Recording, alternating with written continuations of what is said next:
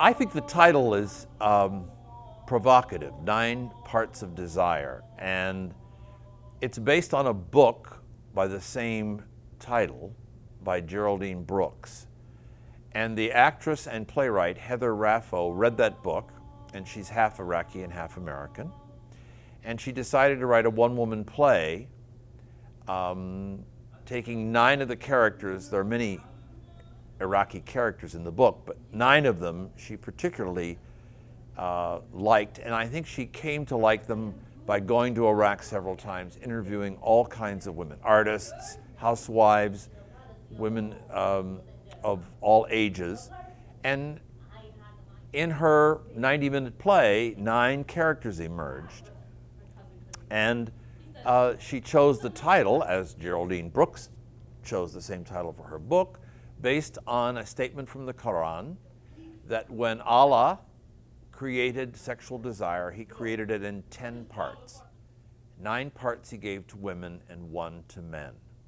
And she uses it as a metaphor for exploring the 9 characters and their 9 desires.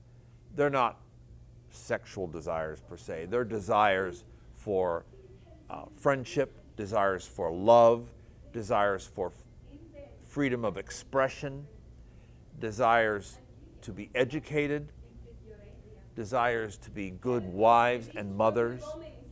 So they have the same desires that women have everywhere, but because we in the West have this perception of Middle Eastern women as being covered and silent, that they don't have the same feelings and desires that women in the West do.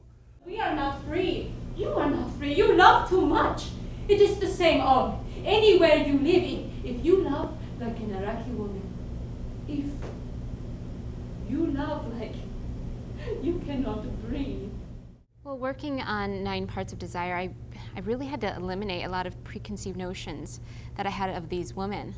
I think that as Americans, you know, we judge these women by what we've seen on television, what we've read in magazines, just media in general. We really don't, you know, dig in deep and see what they have to face on a day-to-day basis, because they do want to be heard. You know, they have something to say, you know, even if they're afraid to say it. So, I mean, it's just really amazing that I have the opportunity, along with the other 5 women, you know, in the play, the other 5 amazing actresses, have the opportunity to have their voices be heard. You know, we get to give these women a voice, which is just amazing. We get to tell their story. I think the fact that I'm playing Layal, the artist, and that she's based off of Layal al-Attar, the Iraqi female painter, of course. It's overwhelming only because it is so real, doing the research over the summer and having to dig in deeper, having women from Iraq come to speak to us about their culture and learning the dialect and learning the culture and listening to the music and seeing the movies and reading the books has just been so overwhelming. You just, I guess you just don't think about it until you're actually reading it, until you're actually seeing it, until the audience, you know, see this.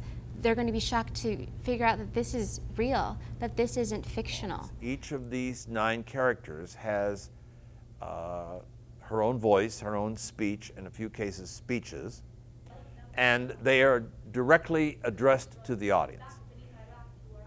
Periodically, each character will address it to another character on stage, but for the most part, these monologues are direct addresses to the audience, as if to say, I'm going to tell you a story about my life.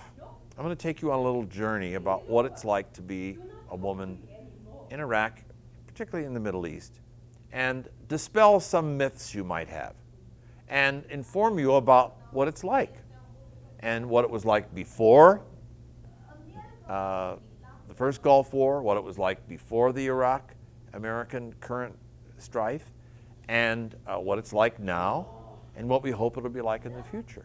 And I think you'll find it interesting. That's really what they're saying.